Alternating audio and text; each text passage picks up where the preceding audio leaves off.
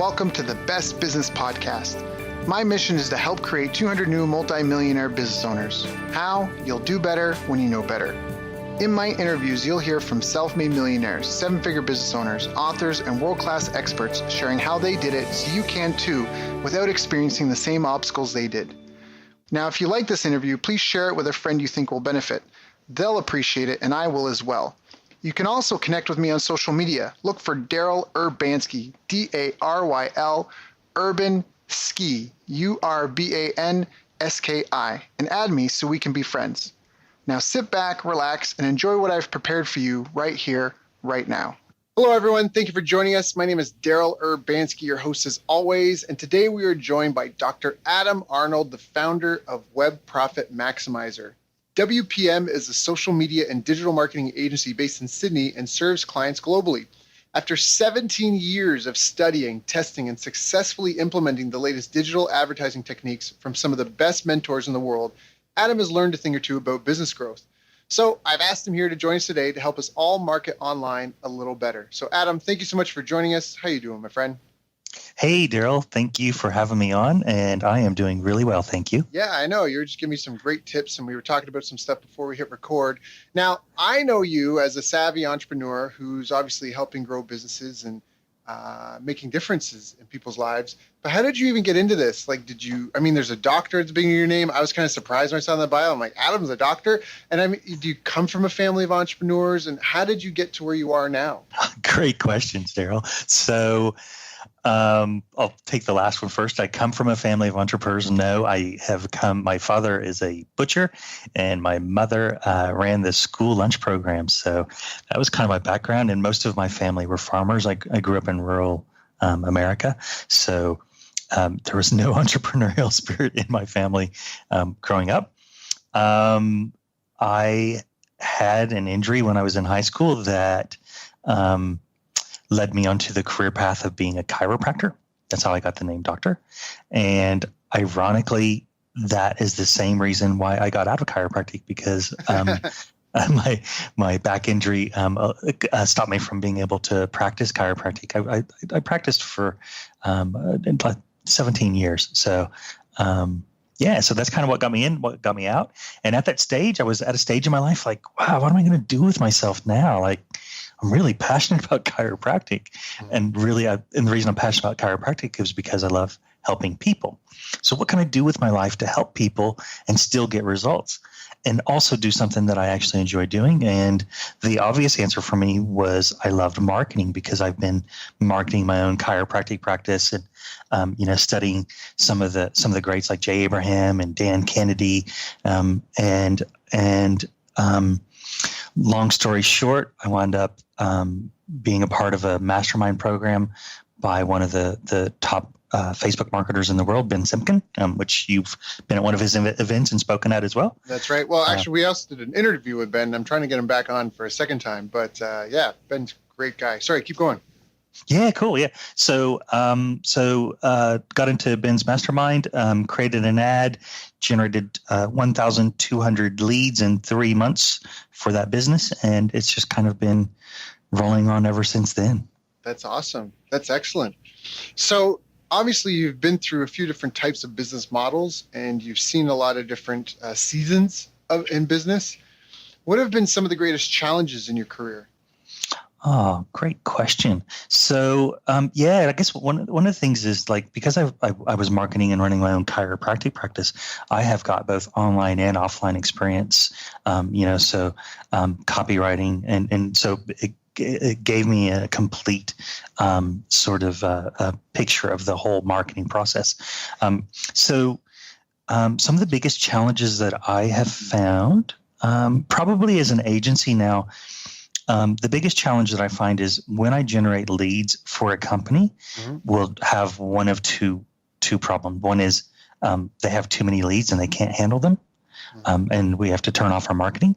Or number two is they get a bunch of leads, but they can't convert them into clients. And so both of those problems really comes down to having the back end sales. process. So now before we start working with a client, we always make sure that they have a specific sales process in place so that they can convert those leads and so that they can handle the number of leads that we're putting in through to them as well. And that's really powerful because I know already, it's funny, with my girlfriend, this last night we were at her mom's store, and all business owners think they've got a problem, like a traffic problem or an inventory problem, but her store is literally like 3 feet, 4 feet across from McDonald's entrance, Wow. and it's like there's a McDonald's that's like it's a huge anchor store, first of all, in any location, right? McDonald's draws people. They're busy all day, every day, walking in and out. So the problem isn't that it's a conversion problem. Everyone has a conversion. Everyone thinks I don't have enough traffic, whether it's an online or offline business. You hear that all the time. I don't have enough traffic. But typically, if you had more conversions, you could get a lot more out of less traffic. If you make 1 sale out of every 10, then to make 10 sales, you need 100 people. But if you're getting 2 sales out of every 10, you only need 50 people. That's half the traffic. So it's almost like people always focus on the traffic part, but what you said is so important. So we talk about having a back-end sales process in place. Can you kind of describe what that, I mean, this might sound really rudimentary and basic, but just for, shits and it's my own show, I can swear, just for shits and giggles, can you explain what is like a back-end sales process? Like, what does that look like? Okay, great question. And so I think that I'll use healthcare as an example. I generate a lot of leads for functional medicine practitioners and chiropractors. So when the lead comes in to the chiropractor or the functional medicine practitioner, they will have their staff generally making the phone call. Now, the staff person that is the person that sees the clients walking in the door and greets them and takes them into the rooms is more of an administrative trained staff person. Mm-hmm. And they're not used to following up on people. So the first thing is that they have to be used to getting on the phone and having conversations with people. And the first area that it'll drop off is if they think they've made 2 or 3 phone calls, anything beyond that would be bothering someone. Right. So we have to train them to understand that it's okay to make 15 or 20 phone calls within the first 72 hours of a lead coming in. Right. So that's the first step is we need to, clarify when you get that lead coming in through your inbox, this is the steps that you need to do. And the first thing is you want to call them. And the quicker that they call them, the better the result will be. Right. Okay. And then the second step is okay, well, what do I say once I get them on the phone? Mm-hmm. And so then we work with a scripting process with them on what they should say to get them to convert. And sometimes we don't know exactly what we're going to need to do to get the conversion because we need to trial it. Mm-hmm. But typically we can come down to the biggest objections are generally time and money. Right. So it's about showing the value of whatever it is that they're getting on the phone. Because most of my clients are on the higher end of they have high ticket items. So mm-hmm. they're not a typical chiropractor or a functional medicine practitioner. Their programs are anywhere from $2,500 to $15,000 to come in and see them. Mm-hmm. So there needs to be a lot of value being displayed on the telephone. Right. And then once they get that client into the office, then it's about making sure they understand how to track what happens. Right. And so we set up spreadsheets for our clients where they enter in, the number of times they called, what was the result of that phone call, when they came into the office, did they convert into a client? So we make sure that our clients have all of the sort of back-end processes so that we can track. And that helps then, from an agency point of view, that helps us to make sure that we are then tracking them in terms of our ads to make tweaks to our ads. And then there's not really an upsell or side sell for most of my clients that are in that space. But if we were looking at, as an example, an event company that we're running ads for right now, they sell high-end jewelry. Mm-hmm. And so oftentimes, and they sell it through auctions. And so people who buy jewelry through the retail outlets aren't used to buying jewelry in an auction. So the first thing is to get them to the auction, get them comfortable with the process. And then the next part is to make sure that we get them to come back to the next auction so that now that they're comfortable, they're ready to start bidding and actually purchase jewelry. Right.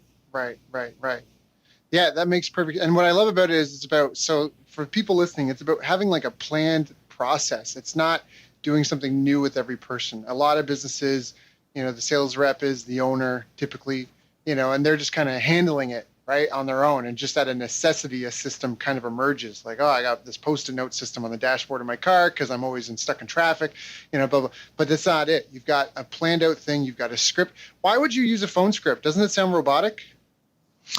Great question.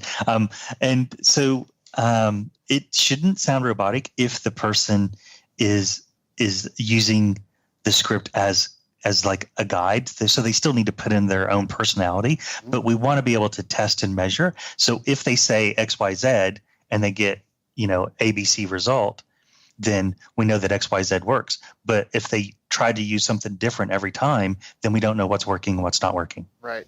And it might, you still might figure it out, but it could take a lot more iterations. And when you're spending money to buy leads, you want to minimize the optimization cycle as much as possible. And you do that with specificity. Exactly. And so I also have a background in NLP. So we will use NLP in our scripting as well, so that, and hypnotic suggestion. So we know the outcome that we're going to get. I love that. All right. So we talked about how helping you can generate leads for a client, but typically they don't understand. They don't really have a business in place is what it sounds like, because they don't have any systems or processes. They're just good at some, and I don't want to, that's not a dig at anybody by any means.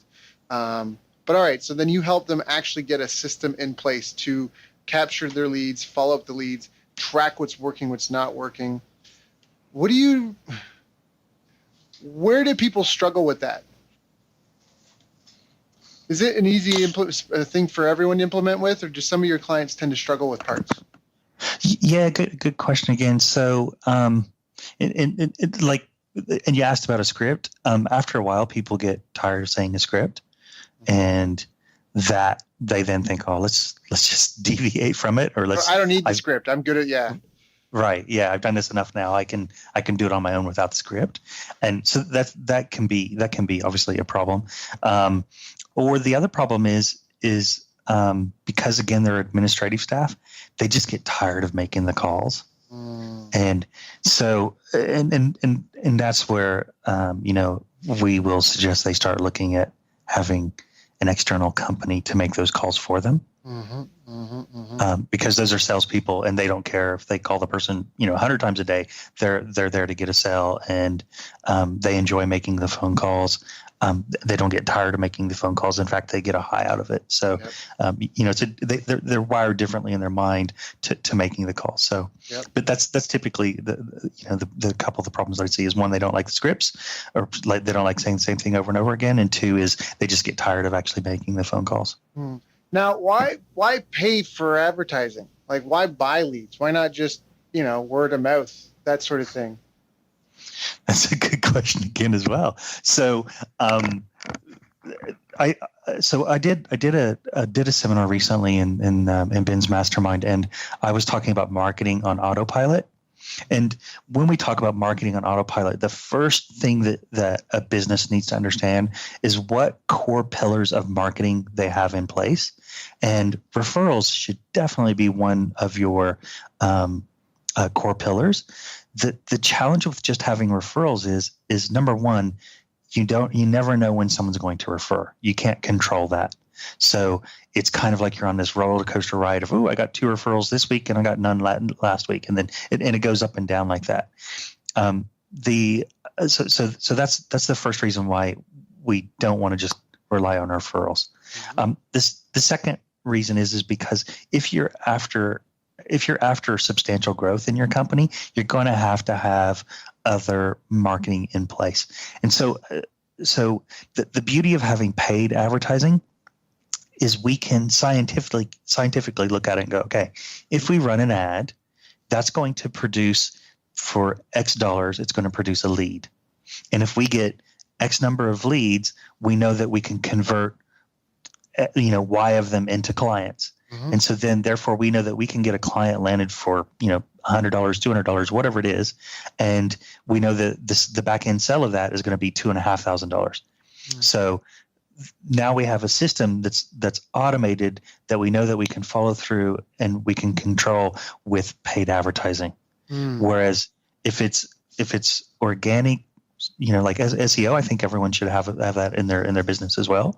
But you can't rely on how many people are going to search for whatever keyword you're looking for in Google that particular month.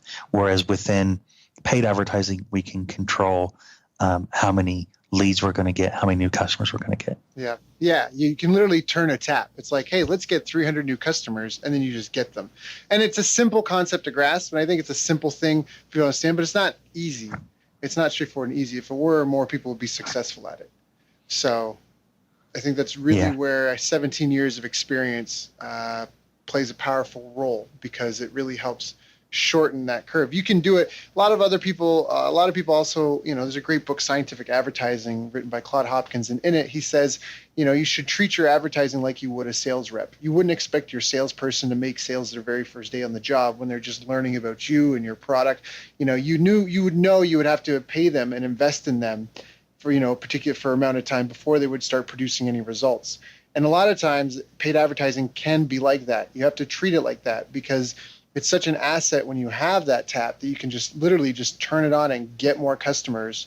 That's just such an empowering thing financially, business-wise, as far as security and stability and reliability or predictability. But it's not, again, it's something that, if it was so easy, everybody would be doing it. So it is something that takes time, energy, and effort to build. But I always say on the show, there's only really 3 ways to get traffic. You can buy it, you can borrow it, or you can build it. And borrowing it is, borrowing and building is where a lot of people tend to focus their time, but buying it is really the holy grail.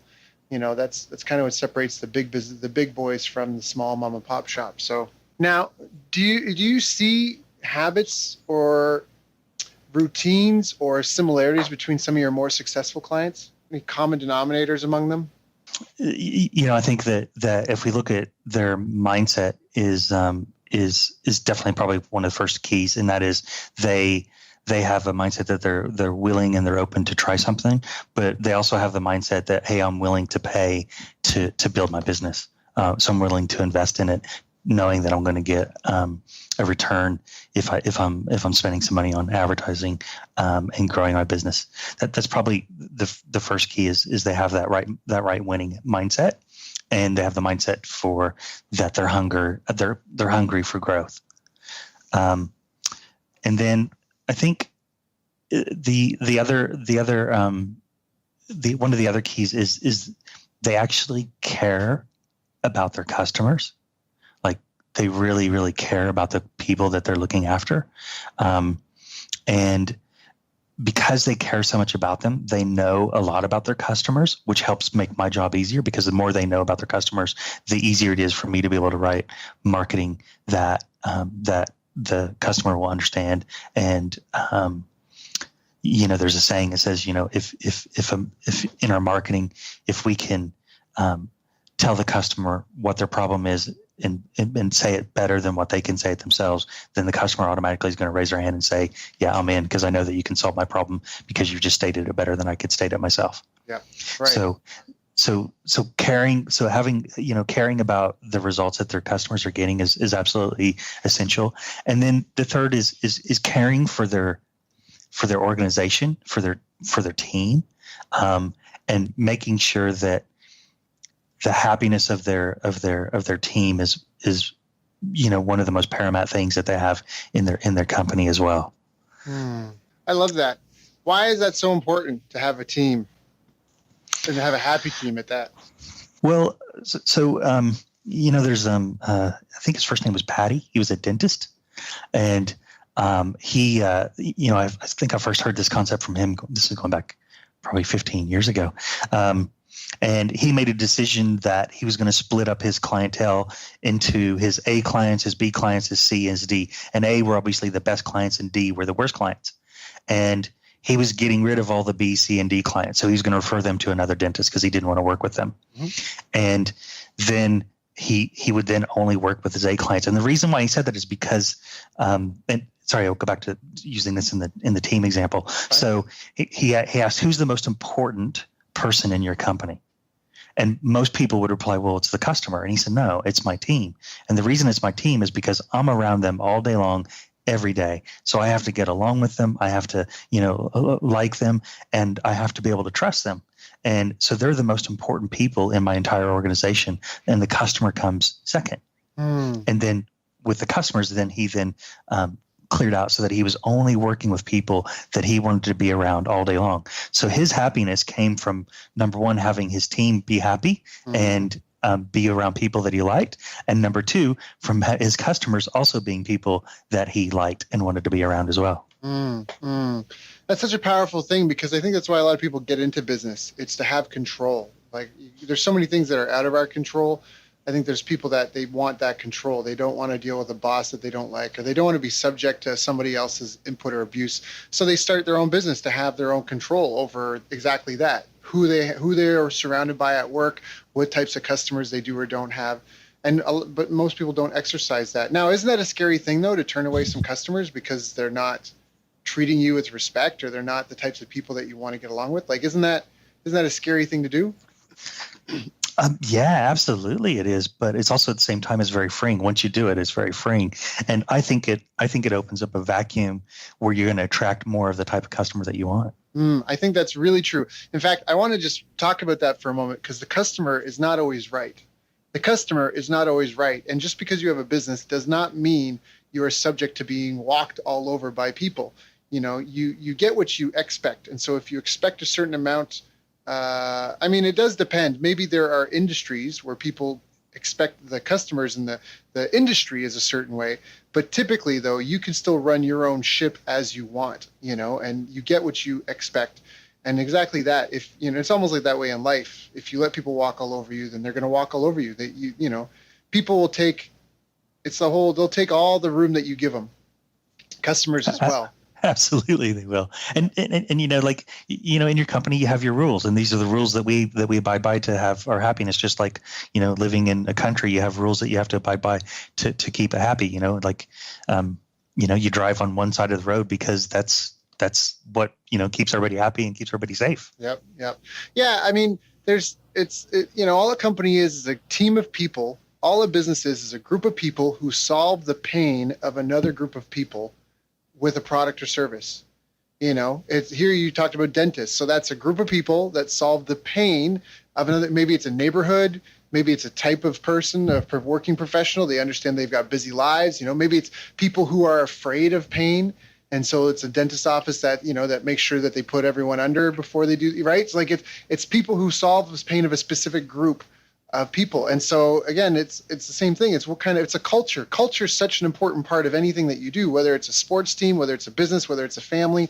The culture that you encourage, that you nurture, that's gonna it's almost like its own thing, right? It's gonna lead in directions you want or don't want, no matter what. And so I think that's a really, really important point. I just wanted to kind of highlight that, because I know that there's a lot of people that feel like they're subject to their customers, or like that sort of thing, like and it's not the case. You literally design your own life, and whatever life you have, you've designed it. You've made all the decisions or refused to make the decisions that led up to that.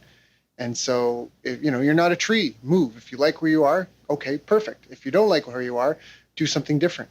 That's why you're in business, and you have that control. I don't know if maybe I lost some people with that, but I just think it's a really important point. So agreed, totally. Yeah. So now moving along, what do you think? Where do you think the future of paid advertising is going? Oh, good question. And it's been in turmoil. So, as we're talking on this podcast, just today, chatbots were released again in Facebook. So for those people that don't know what a chatbot is basically an automated program that allows you to have a series of questions and answers inside of Facebook Messenger. They were opened up going back about 18 months ago, I think now maybe 2 years, they were opened up into Facebook. And because of the recent Cambridge Analytica privacy stuff, going on, all that stuff that the media is having a heyday with. Because of all that, they turned off chatbots so that they did not allow them to occur until they could get those privacy policy issues sorted. Mm-hmm. And today they've just released them back into working. So that's great news for businesses that are wanting to use those to automate some processes and communication within their business. So I think, Daryl, like the reason I bring that up is because we're seeing the media play some roles in putting out some information there about privacy that, for now anyway, it's probably a little blip in the radar, but right now it's causing the way that businesses should consider their advertising. And there's discussions around Google and Facebook removing remarketing from their platforms. Really? Yeah. Wow. So yeah, I know, it's pretty scary. And for those that maybe don't know what the word remarketing is, if you've ever visited a website and then you go into another application like Facebook or maybe a Gumtree or a Craigslist, and then you see an ad pop up with what you were just looking at on the website, that's what remarketing is. It's so they're looking at potentially removing that from their programs. In fact, Google Chrome now allows you to shut it off if you don't want to see it. That's interesting. Now, I remember, I think it was Perry Marshall at the time when remarketing first came out, he said, this is the end of 5-cent, 10-cent banner ad clicks, because the ad inventory was going to get eaten up. It was going to get, because people would be willing, remarketing is such a powerful thing that it would eat up a lot of the excess inventory. But if they get rid of that, I wonder, it is scary, but I wonder if that is all, I wonder if the opportunity there is. So. Yeah, so that's a really good point. And so I'm working on a project with a couple of guys at the moment. We're creating a website that will have a couple 100,000 pages built in it, and that gives us the opportunity to serve ads through our website to that specific demographic. So I think that there's going to be an opportunity for potentially for banner ads, but more like a banner ad where you're approaching a specific website that has a specific demographic that looks like that's in your target market. So do you mean like media buying? Like I'm doing paid ads online and I can't really do remarketing, but I find that these sites, or these types of sites, my ads seem to do well on. And so then I approach them directly about advertising on them. Is that what you mean? Yeah, yep, correct. So like, let's just say as an example that the business manufactures dog food, and there's a website for dog lovers, and they get several thousand visitors, a month coming into their website. So the dog food obviously matches the website's demographic. Right. So therefore, they could put banner ads inside of that website and advertise within it to get business from that. Right. Yeah, because this is some old school, but I mean that's how advertising was back in the day. Before the internet, there wasn't remarketing. So people are freaking out about this, and they're like, "Aren't you freaked out?" I'm like, "Absolutely not." When I started Facebook marketing, remarketing wasn't around. Yeah. We didn't have it. Yeah. And all the targeting options that we have now, we didn't have that either. Yeah. So you had to rely on your ability to write good, strong copy and a great ad that matched what the target audience wanted to be able to get the result. Yep. I know a guy, Greg Davis. He's in teaching affiliate marketers how to market. He's a guru there. They call him Mr. 50K a day, and he has a saying that when the ad is good enough, the keyword doesn't matter. Exactly. When the ad's good enough, the keyword doesn't matter. It's not about the keyword; it's about the demographics. And anyways, it's just an interesting philosophy. But that's how it was, because before the internet, you had to buy lists. That's how it was. You would rent a magazine list. You would put an ad in a newspaper, and that was kind of it. I mean, you could do radio and billboard and TV and that sort of thing, but the channels were fewer. The reach was further, I think. I think the cost per 1,000 was perhaps cheaper. I might be wrong on that. I mean, different medium. You're not going to pay $1,000 you're not going to send 1,000 letters in the mail for which you can get 1,000 eyeballs on Facebook for, right? But Yeah. but I mean, just respectively. And so that's where it was. It was about generating your own lists. And so for people listening, this is what it was. The name of the game was get something out there that identifies your group of people. It can be a free offer, it can be a low, cheap offer, but typically you want to build a list as big as possible. And then you spend all your time marketing to that list. You couldn't do remarketing. You had to market to your lists, and that's kind of how it was. And now in some ways people have gotten lazy where they're like, oh, I just remarket and this, and they may not get it, but they're doing the same thing. It's just a different, like there's nothing new under the sun, right? It's all the same stuff. It's just transforming from one format to another format. And that's where someone like you, who's got 17 years, and even myself, who's been in the game for almost as many years as well, like that's where that experience really comes in handy, because where new people are getting caught up in the technique, we understand the principles and the strategies that have been, kind of proven themselves over the test of time. So, yeah. And I think on this note, like one of the areas, like, obviously, like your definition of what you're talking about, as a business is a group of people that work together to solve a group of people's problem. That's what Facebook groups do. And so I think that there's going to be more emphasis on Facebook groups, and there's the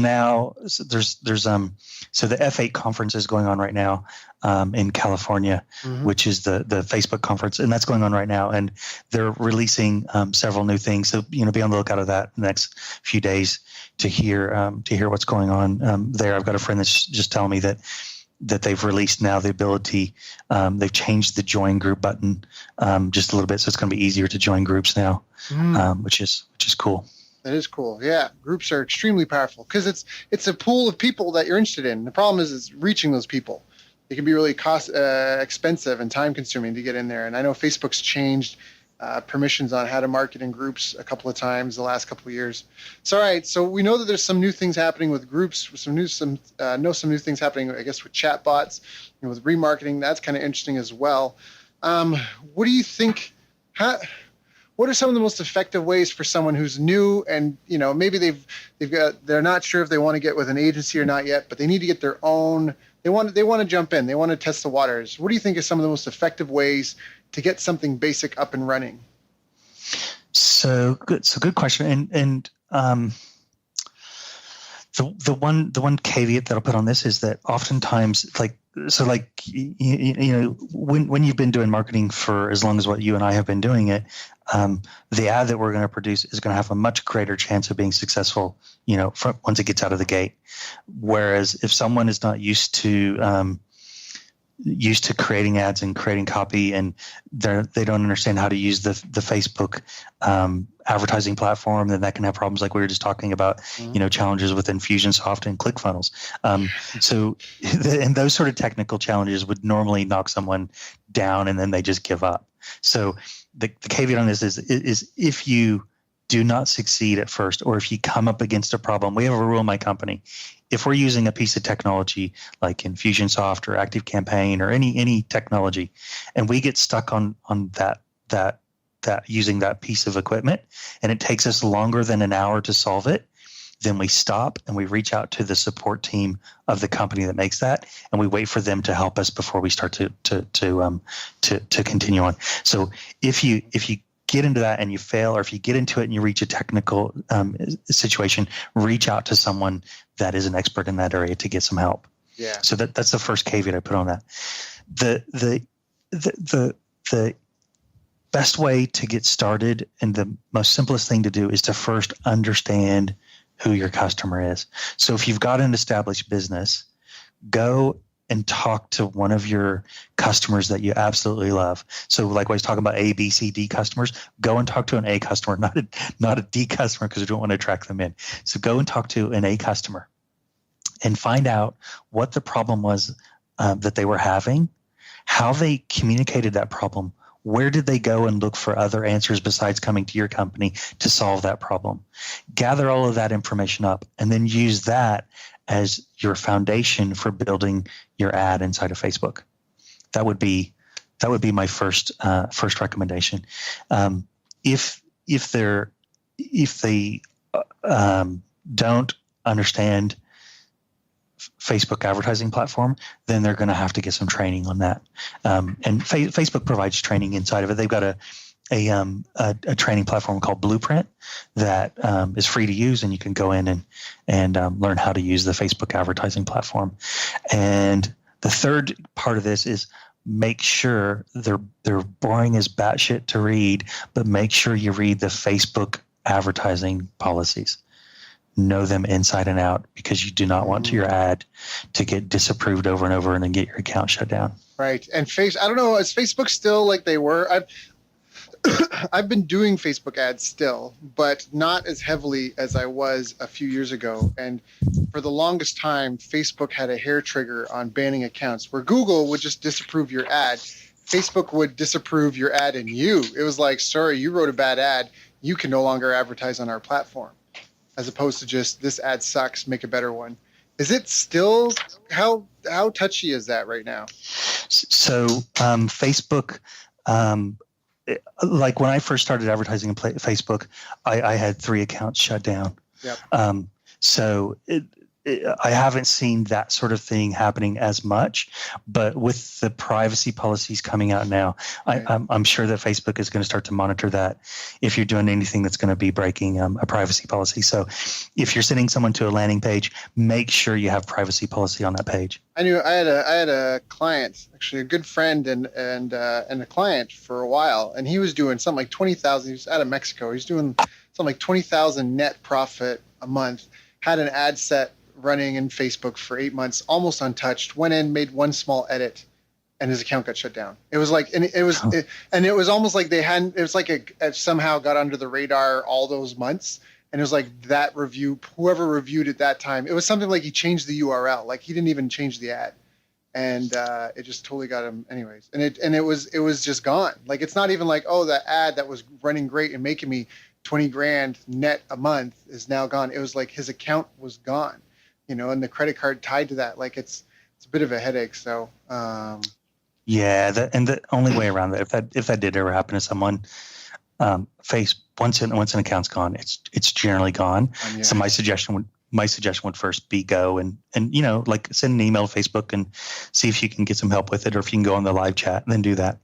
And the second thing is, once an account's gone, it generally is gone. So just set up a new account, use a new credit card, and that's essential. You have to use a new credit card, set up a new account, and just get back into business again. Don't let that stall you for weeks at a time.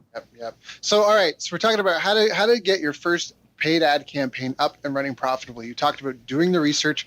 That's such a crazy thing. If you're going to go hunting, to know what you're hunting. If you're going to go fishing, what kind of fish and what kind of bait. So do some good market research. Ask these people questions. You talked about if you already have customers. If you don't have customers, we mentioned Facebook groups. Those are just amazing reservoirs of information. People understand the power of technology today. You can go on Google keyword search tool, or you can go on Facebook and hop into groups, and you can read people's thoughts. You can search a group for words like frustrated, angry, like upset, things like where because people are having pain, and research and understand where your market's coming from. You can go to Amazon and read all the customer reviews. You couldn't do that before. Barnes and Nobles and Chapters and all these bookstores, you couldn't pick up a book off the shelf and read what hundreds of people have thought about this book, right? Like at that time and place. So there's never been a better time in history to be in business as there is right now. So step one is do the research, then create an ad out of that. Is that it? You just put up an ad? Should we run an ad to a phone number? Do we want to collect leads? Do we want to run an ad and make a low dollar sale? What's your recommendation for, like, again, for someone who's just starting up and running, just some basic, get me up and going and hopefully get something that kind of works? So look, if they have a website, and their website is getting conversions to them, like it's generating leads for them, then the simplest way would be to create an ad, and understand the image in the ad has to match where you're sending traffic to. So if you're sending to your website, they need to have the same image that's on your website. Mm-hmm. So send them to your website, and if you have the ability to have a form on there where people can fill it in, then that's the simplest way to do it. Mm-hmm. The second is is to use what's called a lead gen ad, and a lead gen ad or a lead ad is one that just stays within inside of Facebook.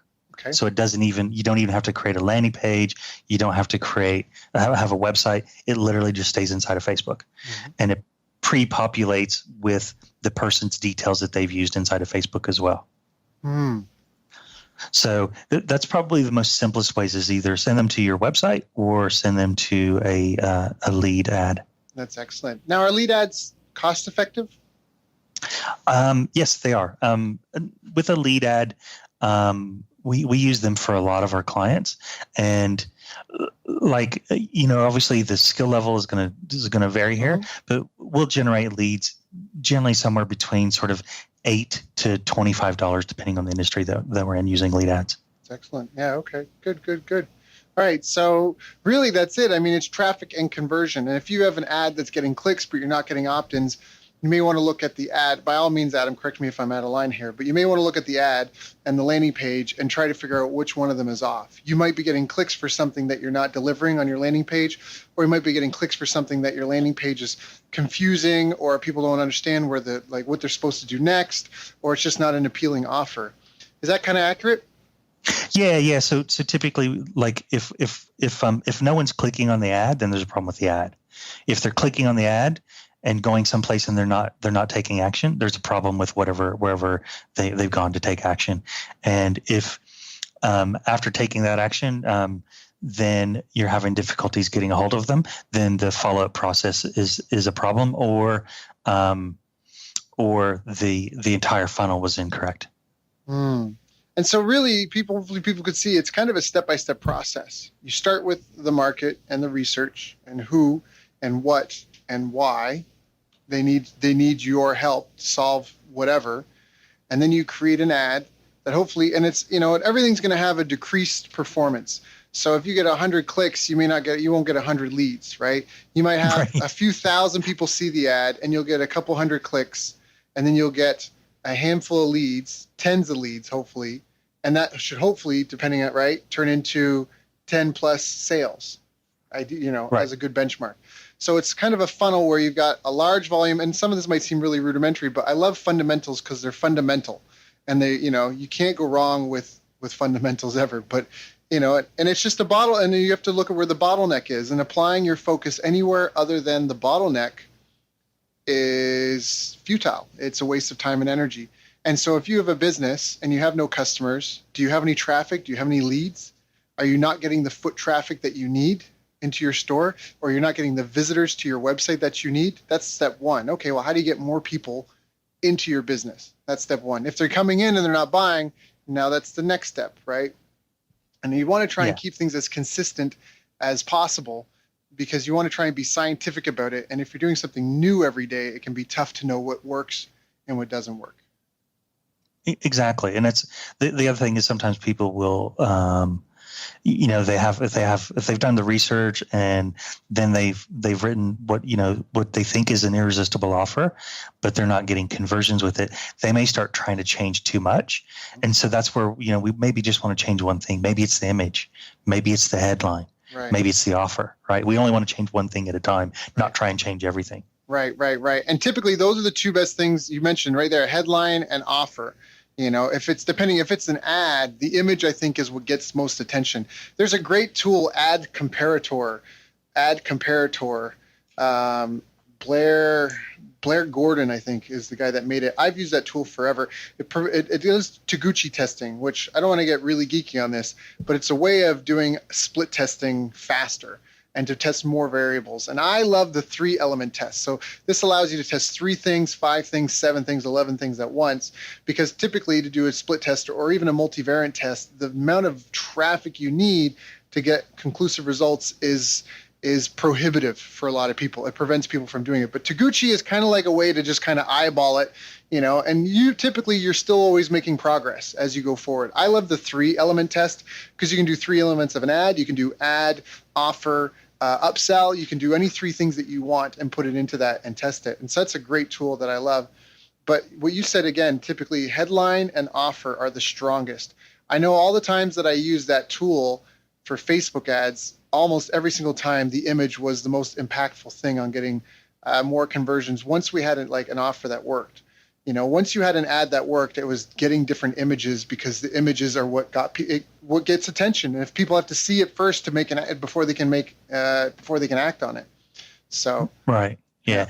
Offer is definitely the highest of those areas that the more irresistible the offer is. And the point on that I would make is, I see this so often, right? Business owners are passionate about whatever it is they do, whatever their product or their service is. They're very passionate about it. So they think if they give their product or service away, that is valuable because it's valuable to them. Mm-hmm. But you have to always put yourself in the shoes of the person that you're trying to attract in. And so the offer has to be valuable to your potential client, not to yourself. Right. Yes. You're not in business for you, because you're not going to pay all the bills. You're in business for other people. And that's kind of where you have to strike that balance where, yeah, exactly. You're serving others. You're not so much serving yourself. You're serving others, and hopefully in an industry and in something that you love, right? But it's not about you. It's about them. I love it. And It's not a charity. So you kind of have to appeal to their self-interest, and it won't be fair always either. Right. But that's well said. Yeah. So I want to ask one thing before we because I know we're getting close to the end of the call. You mentioned 4 pillars, and you said referrals is one of those. What are the 4 pillars? I'm super curious. Oh, I said core, CORE. Oh, right. So that's what I was referring to was core pillars. So it was core, and for every business that's going to be different. So typically, referrals is one core pillar that a business would have. Another one would be, having a website, and within the website becomes a lot of other things. And that is, how do we get people's eyeballs onto the website? So that can be through Facebook, through Google, through, whatever means of traffic, search engine optimization, to get traffic to that website and getting it converting. Another core pillar is typically for most businesses is some type of an event. An event, when I say event, an event could be, if you're an e-commerce store, an event could be, it's Christmas and you're having a Christmas sale. If you're a service-based business, an event could be an internal event that you're holding inside of your business for your customers, for them to bring along potentially new customers for you as well. So that can be an event as well. And those are typically the most sort of like 3 or 4 core things that I would see. I'm trying to think if there's another one that I'm forgetting. Please chime in, Daryl, if you can think of another one. Yeah, well, it depends what we're talking about, really, because there's core follow-up systems. I think referrals is a huge part, if not even just to generate new business, but it's almost like if you're in the arithmetic business when you have a business, right? So it's how many visitors, like how many potential, right? How many leads, how many qualified leads, how many buyers, how many complaints and returns, how many testimonials and referrals. So again, the core pillars, that's why I was just curious what your 4 were, because there's a lot of different ones. I don't have 4 off the top of my head, but I mean, there's everything. Everybody needs a way to onboard new customers and to treat new customers and create a wow experience, to create repeat buyers. I think that's a really important thing. You have to find a way to get customers. You have to find a way to get them to come back over and over again. I mean, it's only 3 ways to grow a business: get new customers, get them to come back more often, and get them to spend more money when they're there. So if your typical customer only comes and buys from you twice, how do you get them back a 3rd time? How do you get them back a 4th time? How do you get them back a 5th time? Is there a way to make a membership part of your business, some sort of subscription revenue? That's a huge part. So that's kind of, it's what we're in the business of. Every business in the business of getting and keeping customers. So how do you get them? How do you keep them? How do you optimize? How do you track what works, what doesn't work? So that's why I'm just curious. There's a lot of different things. People that listen to these interviews, hopefully this has been really powerful for you. We've covered a lot of ground, and we've covered some really fundamental and proven time-tested things. And I know some of it may have seen that some of the more expert people listening to this were like, I know what remarketing is, I know what whatever. Well, first of all, thank you for making it to this far in the call, but also understand you can't. One of my favorite quotes about mastery is do it until it becomes dull, and then do it until it's beautiful. I like that. right? Like that's true mastery. And so when I mean, I come from a martial arts background, and there are some guys that they would get other black belts with stuff we learned in our first week, and it's just so amazing. You're like, wow. And that's like virtuosity, is doing the common uncommonly well. And you only do that through focus and determination. I mean, there's a lack of grit in the world today. There's a lack of that determination, that persistence. Everyone just gives up so easily. Nobody really has. It's hard to find people who have determination and staying power these days. I did a Facebook Live rant about this not that long ago, because it's disappointing. And that's one of the things that I miss about running a martial arts school. Is when I had a martial arts school, every day people showed up to get better. No one showed up to whine. No one showed up to complain. And when you're not in an environment like that, if I didn't have a gym or CrossFit gym or a martial arts studio or something like that to go to, where I'm surrounded by people that are trying to get better all the time, like, I don't know what I would do. I would become aloof. I would just become a recluse, because I just can't handle it. Like people just don't get it, and you got to enjoy it. It's not, some people act like life is, I don't know, like life is a burden. I mean, it is a gift, and you got to have passion for what you're doing. You want to get up in the morning and have a reason to live. Like, geez, like, you're here. You're not going to be here forever. 5,000 years is not going to matter. You got to get up and do something that's meaningful. Yes, you got to make money. Okay. So what do you want to do? You want to go plug in at a job and have someone tell you what to do? Or do you want to be self-directed and have an adventure? It's going to be good. It's going to be, I mean, that's where I'm at, like I want to get the most I can out of this life. As far as I know, I only get one. I'm not sure, but so, I don't know, just focus on the fundamentals and embrace the grind and love what you do, and just be consistent at it. And I don't know, just got to keep being a student. I think I'm on a soapbox. I should probably get off. It's your interview, not mine, but it's all good, Daryl. I think that your points are all very, very valid. You gotta enjoy the time that you're here, and you got to be doing something meaningful, right. And always, and always continue to strive to be better at whatever it is that you're doing every day. That's right. And there's never going to be an end of the problems either. You're never going to be like, I've now solved all the problems in my life and my business. Everything is complete. You might have like a week, like a month or two, but there's always going to be something. And so just don't get all beat up and caught up in it, and just have fun. That's really, I mean, did you die? I love that meme. There's that meme from the movie Hangover. Like, did you die? No. Oh, okay. Then shut up. Like, like it's really like, oh my, like I was belly aching to Adam before this call about some immigration issue stuff I've been having with the U.S.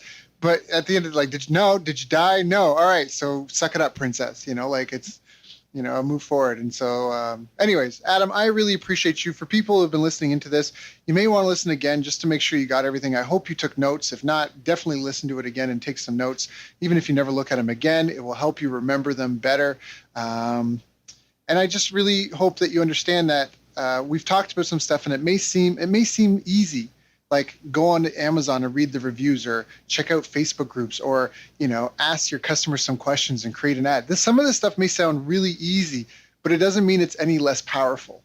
The stuff that we talked about today is real. There's no magic room. Adam and I aren't going to hang up the call and be like, okay, now this is what I'm really doing, to get results in my business. So it's right here. It's been given to you, and now it's up to you to implement it and go, if this were the gym, you got to go get 100 reps, hammer it out. And if you need some help, there are experts around that can help you. In fact, Adam, if anybody here would like to reach out and get some help, what are some of the best ways for them to contact you?